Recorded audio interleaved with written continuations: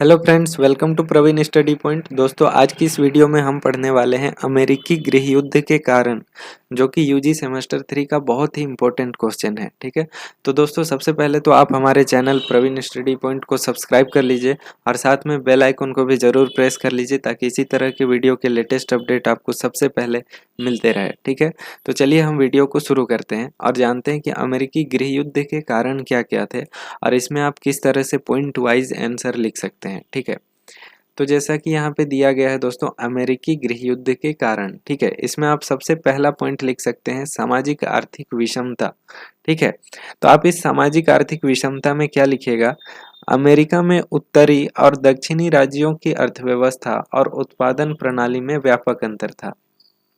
तो उत्तरी अमेरिका और दक्षिणी अमेरिका है दोस्तों, उनमें व्यापक अंतर था दोनों की अर्थव्यवस्था में और उत्पादन प्रणाली में। ठीक है, आगे क्या लिखा हुआ है, उत्तरी राज्यों की अर्थव्यवस्था आधुनिक प्रणाली पर आधारित सूती और ऊनी वस्त्र उद्योग, काष्ठ उद्योग आदि पर आधारित थी।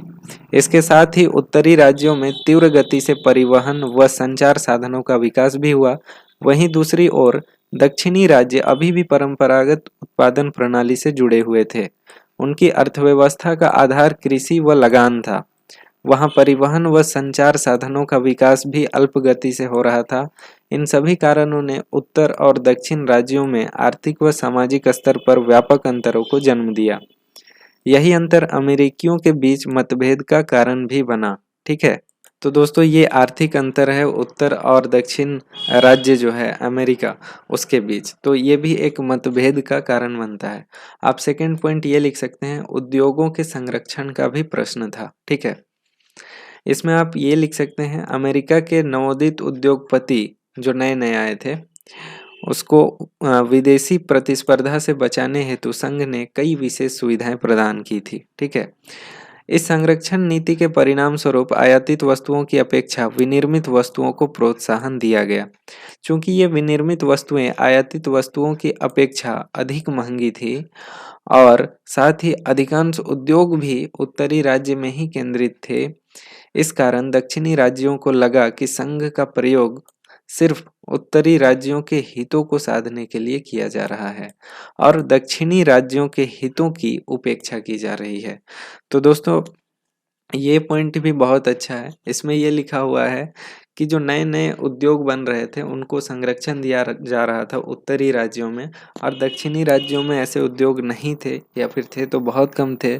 इसीलिए इनके बीच एक विचारधारा का भी डिफरेंस आ गया और दक्षिणी राज्यों के लोगों को लगने लगा कि संघ का प्रयोग सिर्फ उत्तरी राज्यों के लिए हो रहा है। ठीक है, तीसरा पॉइंट आप ये लिख सकते हैं, इसमें आप तीसरा पॉइंट ये लिख सकते हैं, दास प्रथा का मुद्दा। ठीक है, इसमें आप क्या लिखिएगा, स्वतंत्रता के पश्चात उत्तरी और दक्षिणी राज्यों की अर्थव्यवस्था और व्यवस्था दोनों में, ठीक है, व्यापक परिवर्तन हुआ। ठीक है, लेकिन यहाँ पे व्यवस्था लिखा हुआ है तो व्यवस्था ही लिखिएगा।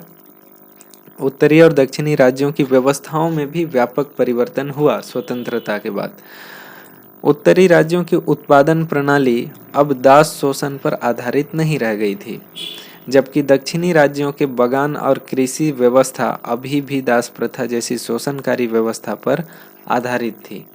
ठीक है, यहाँ लिखा हुआ है कि उत्तरी राज्य में जहाँ दासों के प्रति संवेदनशीलता में वृद्धि हो रही थी और दास प्रथा पर प्रतिबंध की मांग लगातार बढ़ती जा रही थी, वहीं क्या होता है, वहीं दूसरी तरफ दक्षिणी राज्य दास प्रथा समाप्ति को अपनी संप्रभुता पर आक्रमण और संविधान के विरुद्ध मानते थे।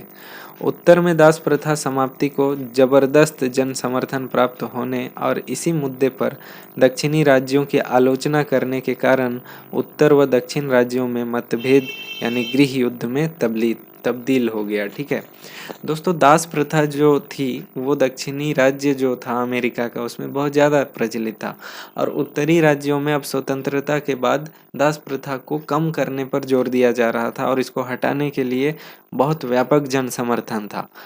तो लेकिन दक्षिणी राज्यों को ऐसा लगता था कि ये संविधान का उल्लंघन है और ये जो पुरानी व्यवस्था चली आ रही है उसको भी हटाने का प्रयास है और ये उन्हें अपनी संप्रभुता की समाप्ति लग रही थी, ठीक है।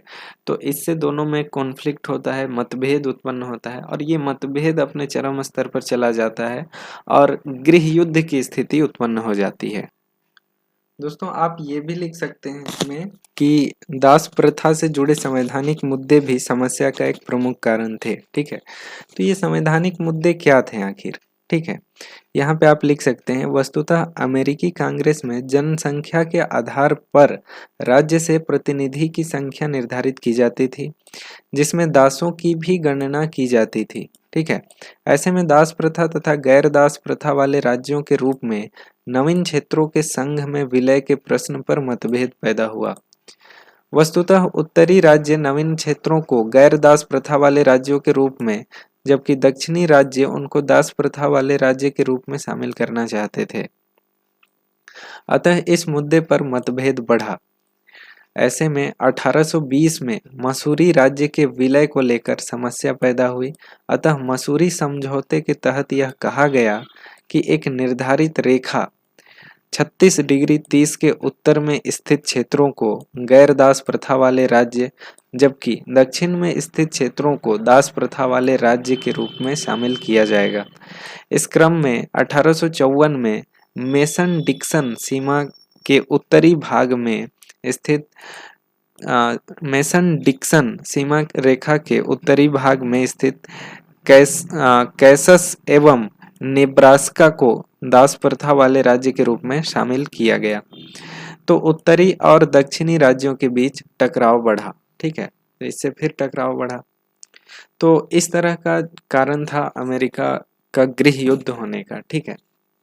और इसमें एक और कारण ये भी हो सकता है कि लिंकन का जो एजेंडा था कि जब वो सरकार बनेंगे, ठीक है, मतलब प्रेसिडेंट होंगे अमेरिका के, तो फिर दास प्रथा की समाप्ति होगी। तो इस तरह का प्रोपेगेंडा चल रहा था उत्तरी राज्य में, जिससे क्या हुआ कि ये जो आक्रोश था, दोनों के बीच मतभेद था, वो और चरम सीमा पे पहुंच गया और ये एक गृह युद्ध की स्थिति अमेरिका में बनी इस दौर में, ठीक है।